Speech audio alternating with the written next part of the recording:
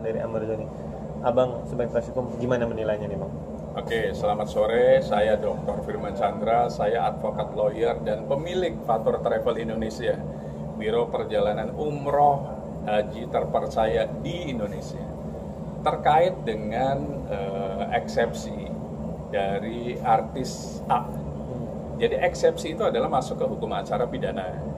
Eksepsi adalah nota bantahan dari sebuah surat dakwaan yang sudah dibacakan oleh jaksa penuntut umum di sebuah pengadilan negeri, karena ini pidana pasti di pengadilan negeri. Apa pentingnya eksepsi itu harus ada, meskipun eksepsi bukan suatu kewajiban.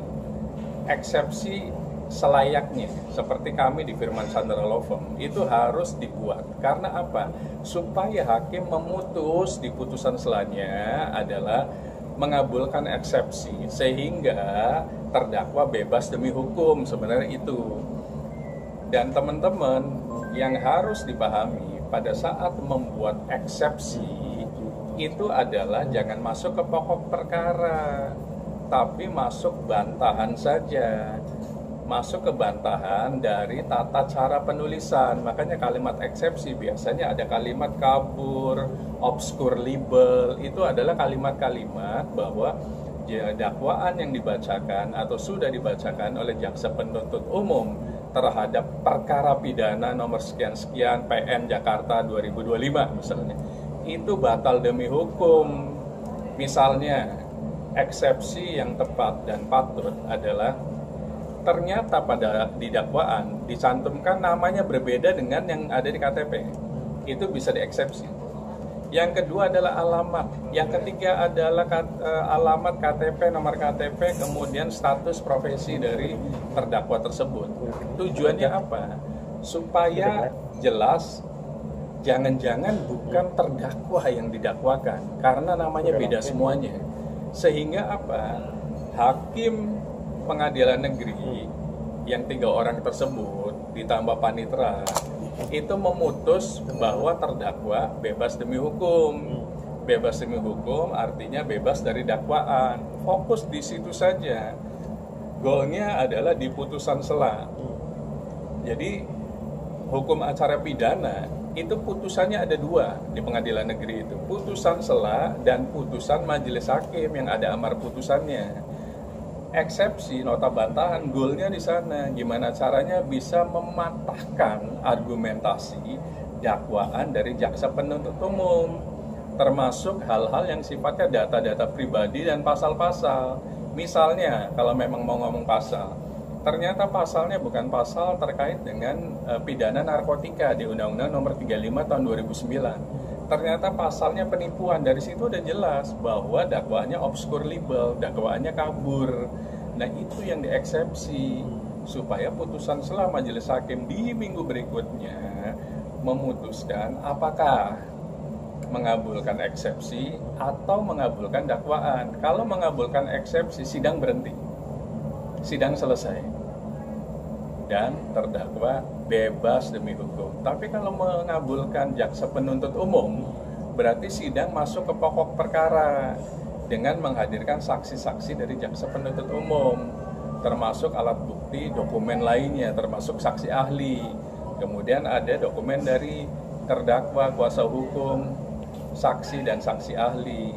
Kemudian ada namanya tuntutan, pledoi, baru putusan. Jadi sekali lagi, goal eksepsi itu adalah mematahkan argumentasi dakwaan saja sehingga majelis hakim memutus bebas demi hukum. Itu yang dieksepsi, bukan masuk ke pokok perkara. Bang, yang terkait amar menuding BAP-nya itu cacat hukum atau batal demi hukum, itu kan masuk ke pokok perkara. Itu gimana bang? Abang menilainya? Sudah dibacakan, eksepsi sudah dibuat, sudah dihadirkan di persidangan, ya tinggal kita tunggu saja putusan selanjutnya bagaimana. Tapi sejatinya yuk kita sama-sama belajar ilmu hukum yang namanya hukum acara pidana, bahwa eksepsi itu tidak boleh masuk ke pokok perkara, hanya masuk sebagai sebuah bantahan argumentasi yang sudah dibacakan oleh jaksa penuntut umum pada sidang dakwaan tersebut, sehingga tersangka menjadi terdakwa statusnya. Tadinya tersangka, sekarang menjadi terdakwa karena sudah dibacakan dakwaan. Itu masuk ke sana goalnya, bukan masuk ke pokok perkara. Jadi yuk sama-sama belajar gitu lah. Saya juga masih belajar juga. Artinya bahwa gimana caranya kita sebagai kuasa hukum bisa mematahkan argumentasi dakwaan. Solusinya ya kejar isi profilnya, kemudian dakwaannya sesuai nggak. Kalau beda pasal dari situ aja udah jelas, itu yang dieksepsi supaya sidang itu bisa cepat selesai dan terdakwa bebas dari rutan dan bebas dari hukuman. Bang, kalau yang terkait poin ke-6 yang dia meminta memulihkan nama baik Amar, abang sebagai penasihat hukum gimana menilainya? Kalau memulihkan, nanti ada permohonan rehabilitasi, boleh-boleh saja disampaikan, tapi ada satu surat lagi. Jadi surat itu nanti ditujukan kepada majelis hakim, kepada jaksa penuntut umum agar memulihkan harkat martabat sebagai manusia, kan begitu.